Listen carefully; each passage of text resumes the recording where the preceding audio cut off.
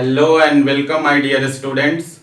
मैं हूं आर के गिरी, आपका मैथमेटिक्स गुरु। गाइस, पिछले लेक्चर में हम लोगों ने डिटर्मिनेंट के प्रॉपर्टीज का एप्लीकेशन किया था, कुछ प्रॉब्लम्स बनाए थे हम लोगों ने, ठीक है ना। आज के इस लेक्चर में हम लोग डिटर्मिनेंट का एप्लीकेशन करेंगे कोऑर्डिनेट ज्योमेट्री में, ठीक है ना। कोऑर्डिनेट ज्योमेट्री में डिटर्मिनेंट का एप्लीकेशन कहाँ कहाँ होता है और क्या पढ़ना है, कौन कौन सा एप्लीकेशन आपको पढ़ना है, आज हम लोग उसकी चर्चा करेंगे, ठीक है। इसको पढ़ने के बाद जो है एक्सरसाइज 4.3 जो है एनसीईआरटी का, वो आपसे बन जाएगा, ठीक है गाइस। तो चलिए बिना देर किए हुए शुरू करते हैं हम लोग, ठीक है। तो हम लोगों को क्या करना है, एप्लीकेशन करना है डिटर्मिनेंट का इन कोऑर्डिनेट ज्योमेट्री। तो हमारा जो टॉपिक होगा वो हो जाएगा आपका application of determinants application of determinants in coordinate geometry।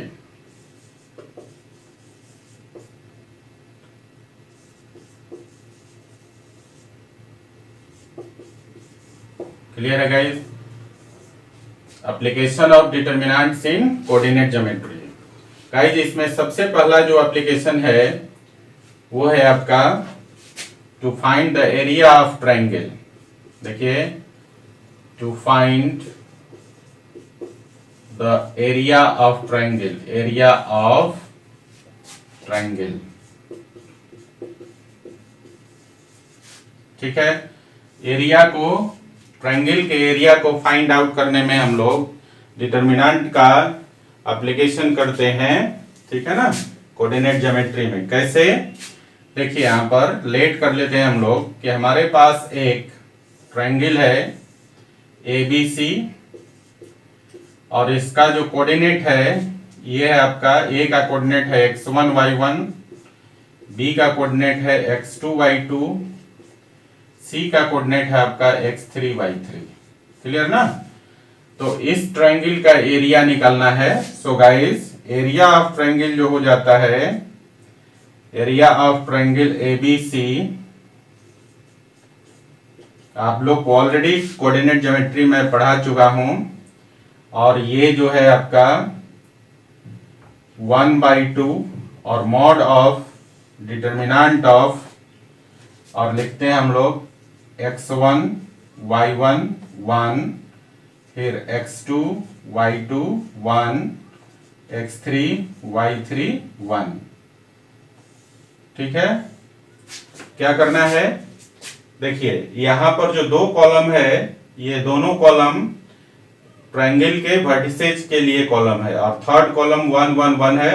इस डिटर्मिनेंट का मॉड इनटू 1/2 करेंगे तो एरिया ऑफ ट्रायंगल निकल जाएगा, ठीक है ना। मॉड इसलिए कि मैंने चर्चा किया था कोऑर्डिनेट ज्योमेट्री में कि एरिया ऑफ ट्रायंगल पॉजिटिव भी हो सकता है, नेगेटिव भी हो सकता है, ठीक है ना। लेकिन एरिया क्या है, मैग्नीट्यूड है, तो मैग्नीट्यूड को हमेशा पॉजिटिव लिया जाता है। क्लियर है गाइस?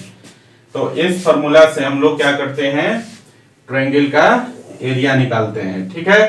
चलिए एक क्वेश्चन कर लेते हैं, इस पर क्लियर हो जाएगा। क्वेश्चन है गाइस,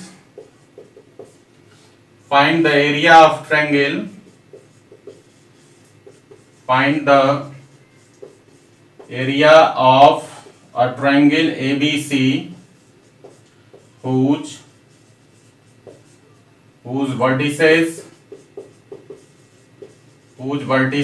are 3 8 -4 2 and 5 -1, ठीक है। एक ट्रायंगल है ABC, इसके वर्टिसेज है 3 8 -4 2 एंड 5 -1। देखिए, यहां पर एक ट्रायंगल है आपके पास, ये ABC, और इसके वर्टिसेज है 3 8, दूसरा B का कोऑर्डिनेट है 4 2 -4 2, और C का कोऑर्डिनेट है आपका 5 -1। इस ट्रायंगल का एरिया निकालना है, ठीक है ना। तो ये आपका क्या दिया हुआ है x1 y1, ये आपका है x2 y2 और ये दिया हुआ है आपका x3 y3। क्लियर है गाइस? तो देयरफॉर क्या लिखते हैं, एरिया ऑफ ट्रायंगल जो हो जाएगा आपका, एरिया ऑफ ट्रायंगल ABC हो जाएगा 1/2 और मॉड ऑफ डिटरमिनेंट ऑफ, तो मैंने कहा था कि फर्स्ट 2 कॉलम जो होता है वो कोऑर्डिनेट्स का कॉलम होता है। ठीक है, तो देखिए पहला कोऑर्डिनेट है x1 y1 लिखेंगे तो क्या लिखेंगे 3 8, फिर दूसरा हो जाएगा -4 2 और फिर तीसरा हो जाएगा 5 -1 और तीसरा जो कॉलम लिखना है 1 1 1 और फिर डिटरमिनेंट के साथ मॉडुलस साइन लगा देना है। ठीक है ना, 1/2 mod of determinant of this is the area of triangle ABC। चलिए इसको फाइंड आउट कर लेते हैं हम लोग। तो देखिए 1/2 हो गया और यहाँ मॉड का मॉड रहेगा। ठीक है ना, और इसको हम लोग R1 के अलोंग जरा एक्सपेंड कर लेते हैं। तो देखिए ये मॉड है, ठीक है ना, अब R1 के अलोंग करेंगे तो पहला एलिमेंट कितना है 3 और 3 से पास रो कॉलम को हटा दीजिए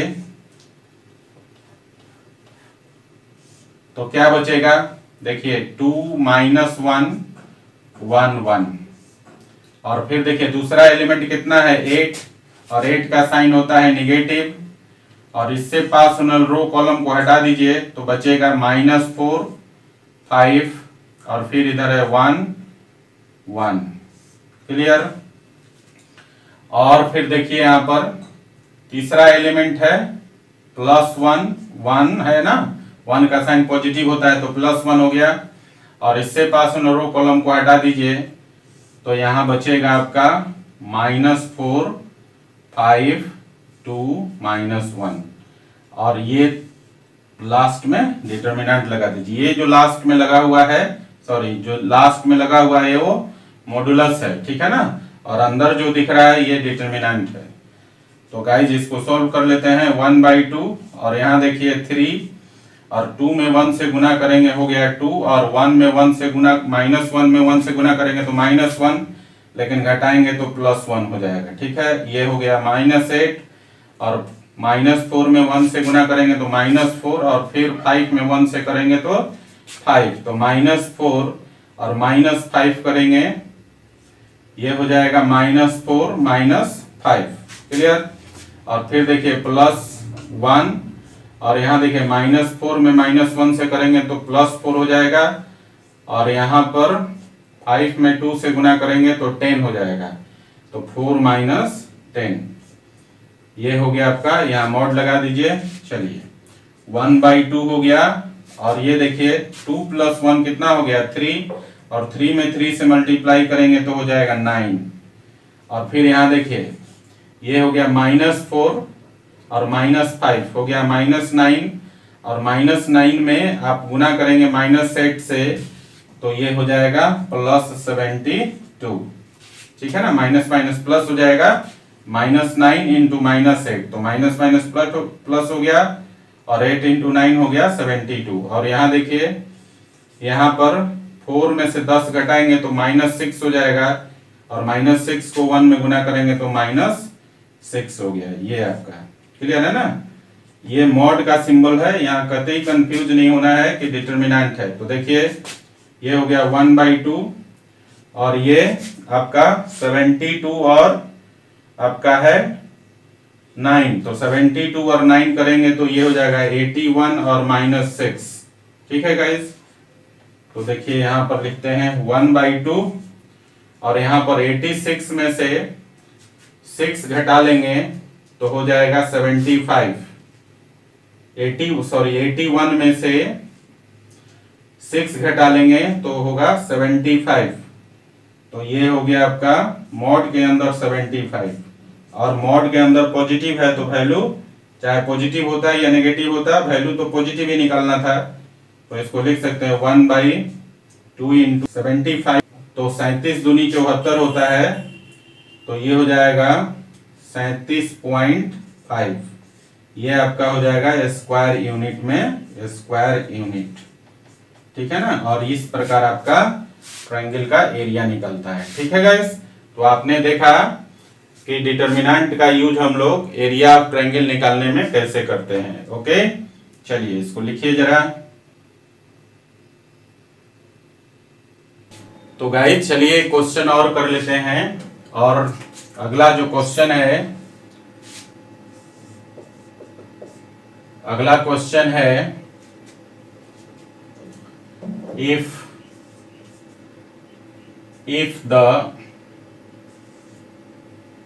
vertices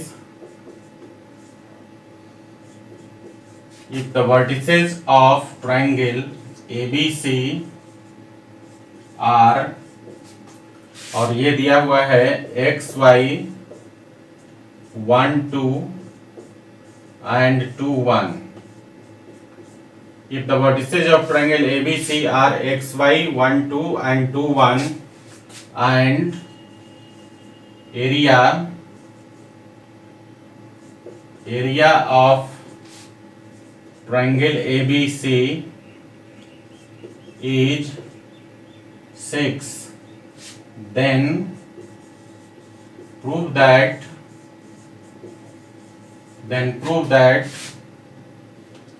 x plus y is equal to 15 और -9। ये आपको प्रूफ करना है। क्वेश्चन एक बार फिर से समझिए।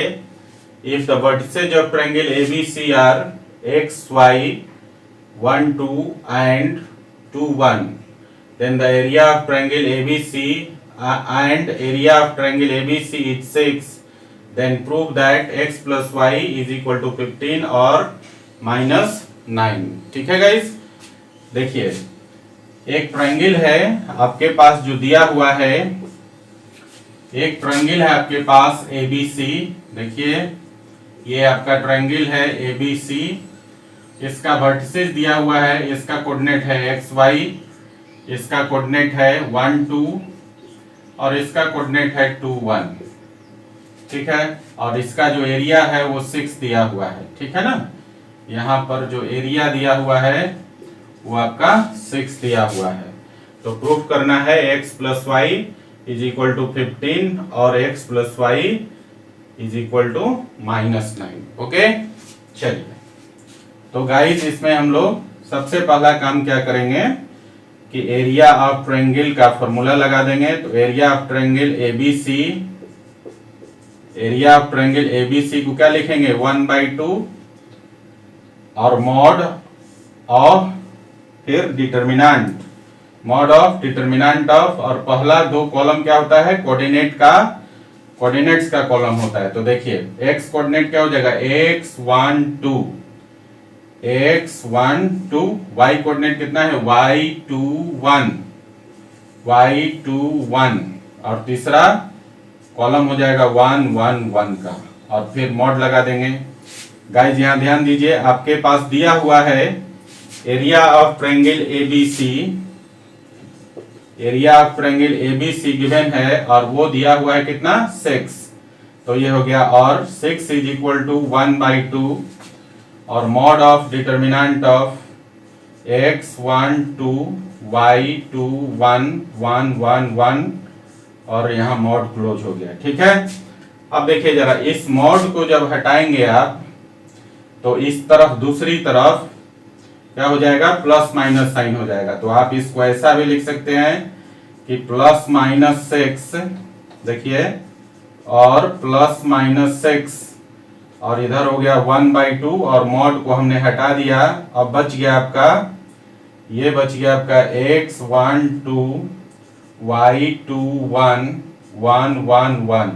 ठीक है ना, अब देखिए इस 2 को इधर ला देंगे और इधर हम डिटर्मिनेंट को इवैल्यूएट कर देंगे। ओके गाइस, तो देखिए ये 2 इधर आ जाएगा, तो इसको हम लिख सकते हैं 2 इधर डिवीजन में है, इधर आके मल्टीप्लाई हो जाएगा। तो 6 में 2 से मल्टीप्लाई करेंगे तो +-12 हो गया, और इधर हम लोग इसको एक्सपेंड कर लेते हैं। चलिए R1 के लॉन्ग ही एक्सपेंड कर लीजिए। तो पहला एलिमेंट है x और x से पास उन रो कॉलम को हटा दीजिए तो बचेगा 2 1 1 1। दूसरा एलिमेंट है y, तो -y हो गया, क्योंकि इसका साइन नेगेटिव होगा, और इससे पास होने रो कॉलम को हटा दीजिए तो बचेगा 1 2 1 1, और तीसरा एलिमेंट इसका 1 है जिसका साइन पॉजिटिव होता है, और 1 से पास होने रो कॉलम को हटा दीजिए तो हो जाएगा आपका 1 2 2 1। ठीक है ना। चलिए आगे बढ़ते हैं। आगे है गाइस, ये आपका तो हो गया ±12, ठीक है। और यहाँ देखिए x तो x हो गया, और इसको जरा गुना कीजिए तो 2 में 1 से गुना करेंगे 2, और 1 में 1 से गुना करेंगे 1, तो 2 - 1, इसको लिखेंगे 2 - 1, और फिर -y, और यहाँ देखिए 1 में 1 से गुना करेंगे तो 1, और 2 में 1 से गुना करेंगे 2, तो 1 - 2, ठीक है। और +1 और इनटू, यहाँ देखिए 1 - 1 1 × 1 और 2 × 2 हो जाएगा 4, तो 1 - 4। क्लियर। देखिए इसको जरा कैलकुलेट कर लीजिए, 2 में से 1 घटाएंगे तो हो जाएगा 1, 1 में x से गुना करेंगे तो x हो गया, और देखिए यहाँ पर 1 में से 2 घटाएंगे हो जाएगा -1, और -1 में -y से गुना करेंगे तो +y हो जाएगा, और यहाँ देखिए 1 में से 4 को घटाएंगे तो -3, और -3 को +1 में गुना करेंगे तो -3। तो गाइस इसको लिख सकते हैं +-12 = x + y और -3, ठीक है ना। अब देखिए यहाँ पर इसका हम लोग इस 3 को हम लोग इस तरफ ला सकते हैं, तो इधर बच गया आपका x + y, ठीक है ना, और इधर पहले से है +-12, और फिर ये 3 इधर आएगा तो +3 हो जाएगा, ठीक है।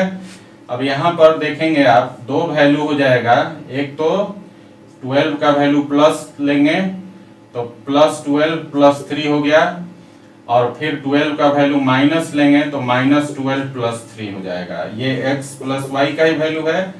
तो देखिए यहाँ पर 12 + 3 करेंगे तो 15 हो जाएगा, और यहाँ पर -12 + 3 करेंगे तो -9 हो जाएगा। सो गाइस x + y का दो वैल्यू आ गया, 15 और दूसरा -9। तो देयरफॉर आप लिख सकते हैं x + y = 15 और -9, और यही आपको प्रूफ करना था गाइस।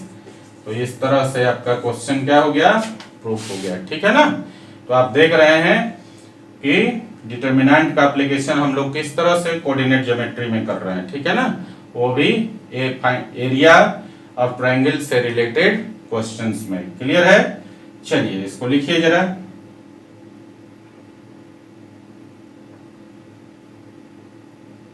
तो गाइस अगला एप्लीकेशन है डिटरमिनेंट का 3 पॉइंट की कोलिनियरिटी को एग्जामिन करने के लिए, ठीक है ना। तो दूसरा एप्लीकेशन है to examine the collinearity of 3 points. 3 points की कोलिनियरिटी एग्जामिन करने के लिए हम लोग डिटरमिनेंट का यूज करते हैं कोऑर्डिनेट ज्योमेट्री में। कैसे, मान लीजिए कि आपके पास 3 पॉइंट्स है, ए है जिसका यहाँ लेट कर लीजिए, एक पॉइंट ए है जिसका कोऑर्डिनेट है x1 y1, एक दूसरा पॉइंट बी है जिसका कोऑर्डिनेट है x2 y2, और तीसरा पॉइंट सी है जिसका कोऑर्डिनेट है x3 y3, ठीक है ना। ये 3 पॉइंट्स हैं। तो इसकी कोलिनियरिटी को चेक करने के लिए क्या होगा, ये तीनों पॉइंट जो है कोलिनियर होगा, ठीक है ना। यहां लिखते हैं हम लोग 3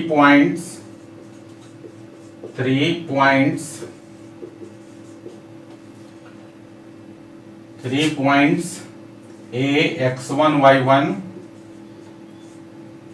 B x2 y2 and C x3 y3 will be collinear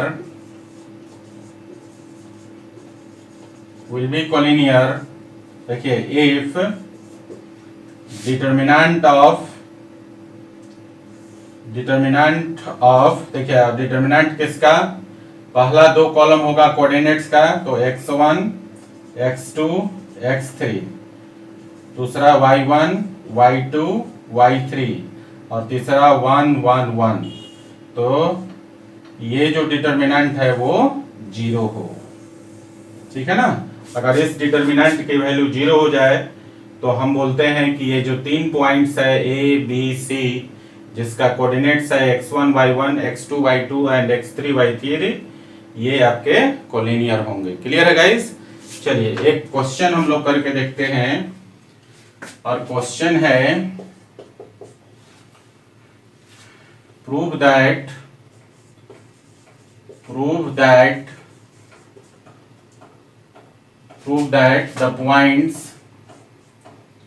the 3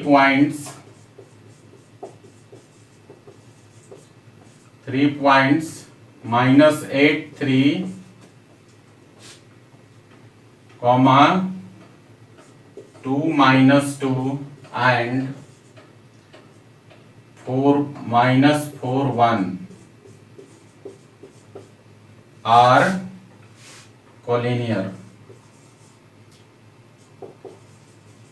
ठीक है, आपको क्या करना है, प्रूव करना है कि ये तीन पॉइंट्स जो हैं ये कोलिनियर है। क्लियर है।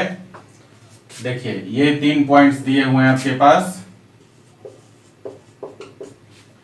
यहां पर पहला पॉइंट है ए जिसका कोऑर्डिनेट है -8 3, दूसरा पॉइंट है बी जिसका कोऑर्डिनेट है 2 -2 और तीसरा पॉइंट सी है जिसका कोऑर्डिनेट है -4 1। ठीक है ना, ये तीन पॉइंट्स हैं और ये तीनों कोलिनियर होंगे, ये प्रूफ करना है आपको। ठीक है, सो गाइस क्या करेंगे, लेट कर लीजिए, यहाँ पर डेल्टा इज इक्वल टू, और डेल्टा मतलब क्या है, डिटर्मिनेंट, और डिटर्मिनेंट किसका बनाएंगे, इन कोऑर्डिनेट्स का डिटर्मिनेंट बनाइए। तो पहला x कोऑर्डिनेट वाला कॉलम होता है तो -8 2 और -4, और दूसरा कॉलम जो है y कोऑर्डिनेट वाला होता है तो ये हो जाएगा 3 -2 और 1, और तीसरा जो कॉलम है 1 1 1। इतना मान लिया। अगर हम लोग इस डिटर्मिनेंट की वैल्यू 0 प्रूफ कर दें तो ये प्रूफ हो जाएगा कि ये जो तीन पॉइंट्स हैं ए बी सी वो क्या हो गया, कोलिनियर होगा। ठीक है ना। तो चलिए इसको जरा एक्सपेंड कर लेते हैं। तो यहां ध्यान दीजिए, -8 हो गया, R1 के लॉन्ग करते हैं तो, और -8 से पास उन रो कॉलम को हटा दीजिए तो ये हो जाएगा -2 1 1 1। ठीक है, फिर दूसरा एलिमेंट है 3 जिसका साइन नेगेटिव होता है, -3 हो गया, और इससे पास उन रो कॉलम को हटा दीजिए तो 2 -4 और -2 1 हो गया, और फिर तीसरा एलिमेंट है 1 जिसका साइन पॉजिटिव होता है, और 1 से पास उन रो कॉलम को हटा दीजिए तो बचेगा 2 -4 -2, सॉरी यहाँ पर मिस्टेक हो गया है, 3 से पास उन रो कॉलम को हटाएंगे तो देखिए तो 2 -4 और 1 1 बचेगा, यहाँ पर 1 1, और यहाँ पर देखिए 1 से पास उन रो कॉलम को हटा देंगे तो 2 -4 -2 1, ये होगा। चलिए इसको जरा कैलकुलेट करते हैं। तो ये हो गया -8, और यहाँ देखिए -2 में -1 से गुना करेंगे, सॉरी -2 में 1 से गुना करेंगे तो -2 हो गया, और फिर हो गया ये आपका 1 में 1 से करेंगे तो 1, तो -2 और -1 मिलकर हो जाएगा -3। ठीक है ना, ये आपका पहला ब्रैकेट हो जाएगा। फिर देखिए यहाँ पर देखिए 2 में 1 से गुना करेंगे तो 2 हो गया, और फिर 4 में 1 से करेंगे तो -4 में 1 से करेंगे तो -4, लेकिन -4 को जब घटाएंगे तो +4 हो जाएगा, तो 2 + 4 कितना हो जाएगा 6। ठीक है, तो -3 × 6 ये हो गया आपका, और फिर यहाँ देखिए प्लस हो गया 1, और यहाँ देखिए 2 में 1 से गुना करेंगे तो ये हो गया आपका 2, और -4 में -2 से करेंगे तो हो जाएगा +8, तो 2 में से 8 को घटाएंगे तो हो जाएगा -6। ये हो गया आपका, ठीक है ना। तो देखिए अब हम लोग कैलकुलेशन कर लेते हैं। तो गाइस ये देखिए माइनस माइनस प्लस हो जाएगा और 8 में 3 से गुना करेंगे तो 24 हो गया। और यहाँ पर देखिए 6 में 3 से गुना किया तो -18 हो गया।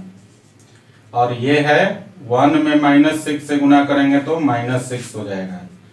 तो 24 और -18 -6 करेंगे तो -24 और -24 + 24 हो गया आपका 0। तो आपने क्या देखा कि देयरफॉर डिटर्मिनेंट का वैल्यू क्या हो गया 0। तो आप बोल सकते हैं 10 the points A, B and C are collinear. Clear है।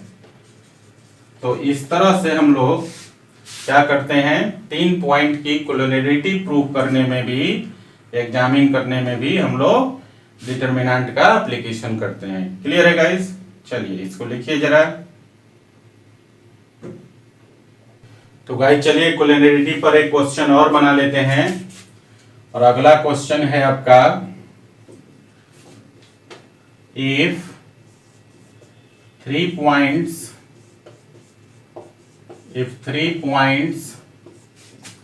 A0, 0B and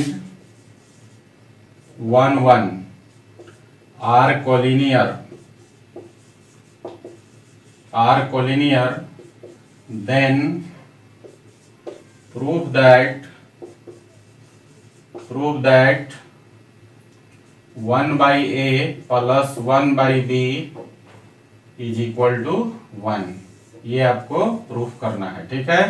3 पॉइंट है आपके पास A0, 0B, 1, 1। ये 3 पॉइंट कोलिनियर है। तो प्रूफ करना है 1/A plus 1/B is equal to 1। Clear है गाइस। चलिए सॉल्यूशन कर लेते हैं इसका। आपके पास गिवन है, given that A0, 0B and 1, 1 are collinear. ये दिया हुआ है आपके पास, ये कोलिनियर आपके पास पहले से दिया हुआ है। तो देयरफॉर क्या हो जाएगा, इनसे जो डिटर्मिनेंट बनेगा उसका वैल्यू हो जाएगा 0। सो गाइस डिटर्मिनेंट क्या होगा, पहला कॉलम x कोऑर्डिनेट का तो A0, 1 और दूसरा कोऑर्डिनेट y कोऑर्डिनेट का तो 0B, 1 0B हो जाएगा और 1 तो 0B, 1 और तीसरा कोऑर्डिनेट हो जाएगा आपके पास 1, 1, 1 और इतना इज इक्वल टू 0। और इसको जरा सॉल्व कर लेते हैं। चलिए R1 के लॉन्ग ही कर लेते हैं हम लोग। तो क्या हो जाएगा, A और A से पास होने वाला रो कॉलम को हटा दीजिए तो बचेगा B1, 1, 1, ठीक है ना। और फिर दूसरा एलिमेंट 0 है तो -0 और इससे पास होने रो कॉलम को हटा दीजिए तो 0, 1, 1, 1 और तीसरा एलिमेंट 1 है जिसका साइन पॉजिटिव होता है और इससे पास होने रो कॉलम को हटा दीजिए तो बचेगा 0, 1, B, 1 और इतना इज इक्वल टू 0। तो देखिए जरा इसको लिख सकते हैं A और इनटू B में 1 से करेंगे B और 1 में 1 से गुना करेंगे 1 तो B -1 और ये वाला टर्म पूरा 0 हो जाएगा क्योंकि बाहर 0 से मल्टीप्लाइड है। और यहाँ पर कितना हो जाएगा आपका, 0 में 1 से करेंगे गुना तो 0 हो गया और 1 में B से करेंगे तो B तो 0 - B हो गया -B और -B इंटू यहाँ पर +1 है तो -B इंटू 1 करेंगे तो -B और इतना इज इक्वल टू 0। तो देखिए जरा इस ब्रैकेट को ओपन कर लीजिए तो इसको हम लिख सकते हैं AB, ये हो गया AB और फिर हो जाएगा -A और फिर minus b is equal to 0। ये माइनस ए माइनस बी को दूसरी साइड ले जाएंगे हम लोग, तो देखिए इसको और लिख सकते हैं हम लोग ए बी और is equal to A plus B. इन दोनों को इस तरफ लाया तो दोनों का साइन पॉजिटिव हो जाएगा, ठीक है। अब यहाँ पर हम लोग ए बी को इस तरफ ले जाएंगे और इसको प्रोडक्ट के फॉर्म में समझना है, तो इसको ऐसा लिख सकते हैं 1 is equal to A plus b by a b, क्योंकि फिर से इसको गुना करेंगे तो ऊपर वाला ही मिलेगा। अब यहाँ डिनोमिनेटर को डिस्ट्रीब्यूट कर दीजिए, तो इसको ऐसे अरेंज करके लिख सकते हैं हम लोग a plus b by a b is equal to 1, और डिनोमिनेटर को डिस्ट्रीब्यूट करेंगे तो a बाई ए बी और plus b by a b लिख सकते हैं ना, इज इक्वल टू 1। और यहाँ देखिए b से b कैंसिल हो गया और a से a कैंसिल हो गया। सो गाइस ये हो गया आपका 1 by b plus 1 by a is equal to 1, और इसको अरेंज कर लेते हैं हम लोग, तो फाइनली हो गया 1 by a plus 1 by b is equal to 1। और यही एक्सप्रेशन आपको प्रूफ करना था गाइस, देख लीजिए वहां पर, ठीक है। तो समझ गए आप इस क्वेश्चन को। चलिए इसको लिख लीजिए जरा।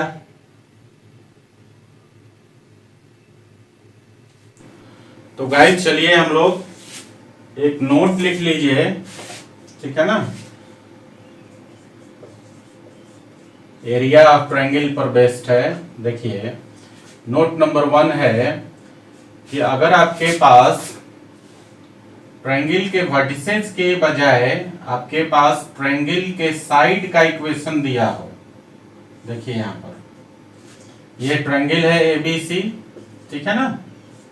और अगर मान लीजिए कि यहाँ पर वर्टिसेस ना देकर साइड का इक्वेशन दिया हुआ है, मान लीजिए ए बी का इक्वेशन है a1x plus b1y plus c1 is equal to 0, और बी सी का इक्वेशन है a2x plus b2y plus c2 is equal to 0, and A C का इक्वेशन है a3x plus b3y plus c3 is equal to 0। मान लीजिए कि ये जो तीन इक्वेशन दिया हुआ है, तीनों साइड का इक्वेशन दिया हुआ है, और इस केस में आपसे पूछेगा कि area of triangle find out करें, तो गाइस आपके पास क्या ऑप्शन है, आपके पास दो ऑप्शन है। और दो ऑप्शन क्या है, पहले तो आप दो इक्वेशन को सॉल्व करके वर्टेक्स का कोऑर्डिनेट्स निकाल लेंगे, ठीक है ना। और जब कोऑर्डिनेट्स निकल जाएगा वर्टिसेस का, तो इसके पहले मैंने बताया ना एरिया ऑफ ट्रायंगल क्या हो जाएगा 1/2 mod of determinant of coordinates, ठीक है, वो कर देंगे तो निकल जाएगा। अगर आप नहीं चाहते हैं, दूसरा ऑप्शन है कि अगर आप नहीं चाहते हैं, इस नोट को बताने के पीछे रीजन यही है कि आप दो करके सॉल्व करके वर्टेक्स नहीं निकालना चाहते हैं, तो डायरेक्टली कैसे बना सकते हैं, ठीक है ना। सो गाइस तो इस केस में, ठीक है ना, इन दिस केस इसको इक्वेशन 1 मान लीजिए, इसको आप इक्वेशन 2 मान लीजिए, और इसको आप इक्वेशन 3 मान लीजिए। तो लिखेंगे इन दिस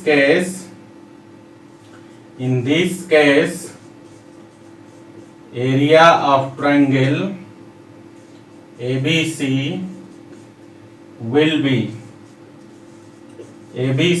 बी, और ये हो जाएगा आपका एरिया ऑफ ट्रायंगल ABC, ऐसा लिखेंगे, और 1/2, ठीक है, और यहाँ पर capital C1 into C2 into C3, ये कोफैक्टर्स है। और अभी मैं बताता हूं कि ये जो कैपिटल C1 C2 C3 है किसका कोफैक्टर है, ठीक है ना, और इनटू डिटरमिनेंट ऑफ, और किसका डिटरमिनेंट, पहले x के कोफिशिएंट का डिटरमिनेंट, तो x का कोफिशिएंट है a1 a2 a3, देखिए a1 a2 a3, फिर y के कोफिशिएंट का डिटरमिनेंट, तो b1 b2 b3, b1 b2 b3, ठीक है, और फिर कांस्टेंट, तो कांस्टेंट्स है c1 c2 c3, ठीक है ना। ये हो गया C1 C2 C3। क्लियर है? तो इसकी वैल्यू जब निकाल लेंगे आप तो आपको मिल जाएगा एरिया ऑफ ट्रायंगल। ठीक है ना? वेयर ये जो कैपिटल, ये देखिए ये वाला जो C1 C2 C3 है, ये इक्वेशन में जो कांस्टेंट्स है उस वो है, और यहाँ पर जो कैपिटल C1 C2 C3 है ये कोफैक्टर्स है C1 C2 C3 का। ठीक है ना? तो लिखेंगे यहाँ पर where C1 C2 C3 are cofactors of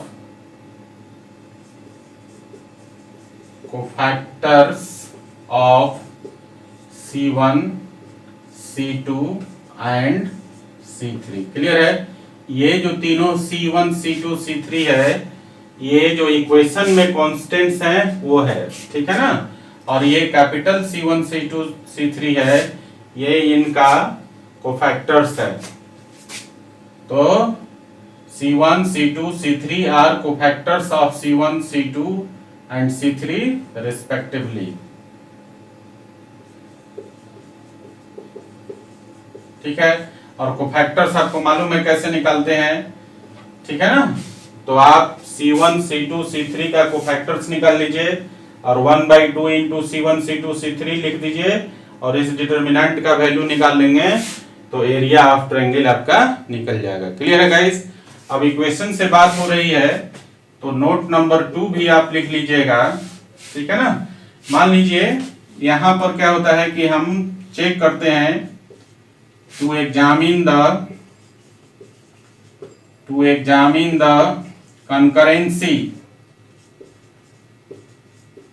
concurrency of 3 straight lines। ठीक है ना? 3 स्ट्रेट लाइन का कंकरेंसी भी आपको चेक करना है। कंकरेंसी का मतलब होता है कि तीनों स्ट्रेट लाइन किसी एक ही पॉइंट से होकर पास करती हो। ठीक है? अगर उसको आपने चेक करना है कंकरेंसी को, तो आपको क्या करना पड़ेगा? देखिए पहले तो आप देख लीजिए ये 3 स्ट्रेट लाइंस हैं और ये तीनों जो है L1 L2 और L3, ये 3 स्ट्रेट लाइन है, तीनों एक पॉइंट P से होकर पास करती है। मान लीजिए कि L1 का इक्वेशन है A1x plus B1y plus C1 is equal to 0। L2 का इक्वेशन है A2x plus B2y plus C2 is equal to 0, और L3 का इक्वेशन है A3x plus B3y plus C3 is equal to 0। तो इस केस में तीनों स्ट्रेट लाइन L1 L2 और L3 तीनों कंकरेंट कब होगा? जब x के कोफिशिएंट मतलब इनके जो कोफिशिएंट का डिटर्मिनेंट है विथ कांस्टेंट, ठीक है ना, वो 0 होना चाहिए। तो यहां पर लिखेंगे, ठीक है, 3 straight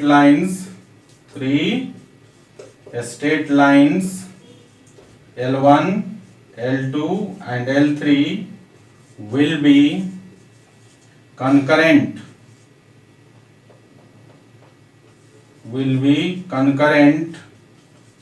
if, क्या डिटर्मिनेंट बनाना है आपको, x के कोफिशिएंट पहला जो कॉलम होगा वो x के कोफिशिएंट का होगा, तो A1 A2 A3। दूसरा जो कॉलम होगा वो आपका y के कोफिशिएंट का होगा B1 B2 B3, और तीसरा जो होगा आपका कांस्टेंट का कॉलम होगा, और ये हो जाएगा C1 C2 C3 is equal to 0। Clear है गाइस? अगर ये इस डिटर्मिनेंट का वैल्यू 0 आ जाता है तो ये जो 3 स्ट्रेट लाइंस है A1x plus B1y plus C1 is equal to 0, A2x plus B2y plus C2 is equal to 0 and A3x plus B3y plus C3 is equal to 0, ये तीनों स्ट्रेट लाइन क्या होंगे? कंकरेंट होंगे। ठीक है ना? कब? जब इस डिटर्मिनेंट की वैल्यू 0 हो जाती है। क्लियर है गाइस? चलिए इसको लिख लीजिए जरा। तो गाइस जो तीसरा एप्लीकेशन है डिटर्मिनेंट का कोऑर्डिनेट ज्योमेट्री में वो है आपका to find the equation of a straight line passing through two points x1 y1 and x2 y2। Clear है गाइस? दो पॉइंट से पास होने वाले स्ट्रेट लाइन का इक्वेशन निकालने में भी हम लोग क्या करते हैं, डिटर्मिनेंट का एप्लीकेशन करते हैं। ठीक है, देखिए कैसे करते हैं। ये आपके पास स्ट्रेट लाइन है L और ये दो point A x1 y1 and B x2 y2 से होकर पास करती है। ठीक है, सो गाइस यहां पर equation of straight line AB will be क्या हो जाएगा। देखिए पहला काम क्या करेंगे हम लोग, यहां पर ले लेंगे x y 1, ठीक है ना, और फिर लिखेंगे x1 y1 पहला कोऑर्डिनेट, x1 y1 1 और फिर दूसरा कोऑर्डिनेट x2 y2 1। क्लियर? और इसका डिटर्मिनेंट 0 कर देंगे। ठीक है ना, इसको लेकर जब आप सॉल्व करेंगे x1 y1 1 x2 y2 1 is equal to 0। ठीक है, इस डिटर्मिनेंट को 0 से इक्वेट करके जब सॉल्व करेंगे तो आपका ये जो लाइन है दो पॉइंट से पास करती है A और B से, इसका इक्वेशन मिल जाएगा। ठीक है ना, इसे समझने के लिए चलिए एक एग्जांपल कर लेते हैं। तो गाइस क्वेश्चन है find the equation of a straight line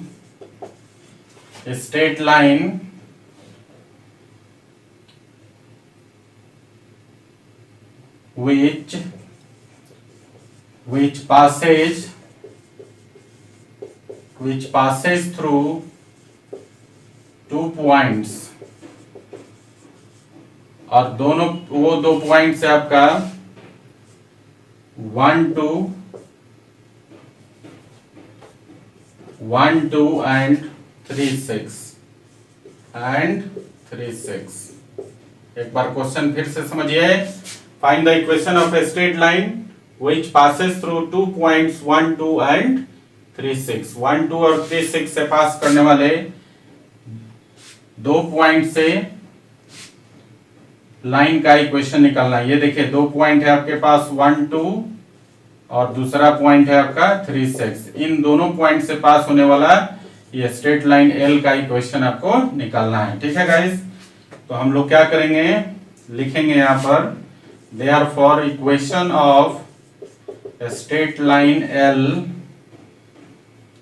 will be, देखिए विल बी क्या हो जाएगा, एक डिटर्मिनेंट लिखते हैं और डिटर्मिनेंट में क्या, पहले x y 1, फिर लिखते हैं फर्स्ट कोऑर्डिनेट 1 2 1 और फिर सेकंड कोऑर्डिनेट 3 6 1 और इतना इज इक्वल टू 0। इसको जब सॉल्व कर देंगे तो इस दो पॉइंट से पास होने वाला स्ट्रेट लाइन का इक्वेशन निकल जाएगा। तो देखिए इसको सॉल्व करने का तरीका क्या है गाइस, हम लोग क्या करेंगे, R1 के लॉन्ग इसको जरा एक्सपेंड कर देते हैं। तो देखिए ये हो जाएगा x और x से पास होने रो कॉलम को हटा दीजिए तो 2 6 1 1 होगा। फिर दूसरा एलिमेंट है y का साइन नेगेटिव हो गया और इससे पास होने रो कॉलम को हटा दीजिए तो बचेगा 1 3 1 1 और तीसरा एलिमेंट 1 है जिसका साइन प्लस है और इससे पास होने रो कॉलम को हटा दीजिए तो बचेगा 1 3 2 6 और इतना इज इक्वल टू 0। चलिए कैलकुलेशन कर लेते हैं। देखिए 2 में 1 से गुना करेंगे तो हो जाएगा 2 और 6 में 1 से गुना करेंगे तो हो जाएगा 6।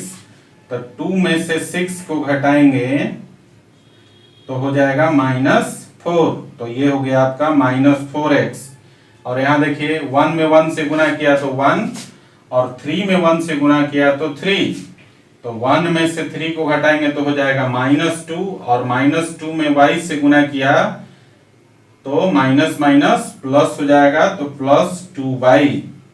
और यहाँ देखिए 1 में 6 से गुना करेंगे 6 और फिर ये हो गया 3 में 2 से गुना करेंगे 6 तो 6 - 6 0, तो ये वाला टर्म हो गया +0 = 0। क्लियर है गाइस। अब देखिए जरा इसको हम लोग ऐसा लिख सकते हैं कि -4x + 2y = 0 और यहां से आप -4x को उस तरफ ले जाएंगे तो इसको और लिख सकते हैं 4x = 2y लिख सकते हैं ना। तो यहां से आपका हो जाएगा 2 से 4 कट जाएगा 2 टाइम। सो गाइज यहां पर जो वैल्यू मिलेगा आपको y = 2x और this is the equation of a straight line passing through 2 points A 1 2 and B 3 6। Clear है। चलिए इसको लिख लीजिए जरा। Thanks for watching. Keep in touch. Do like share and subscribe.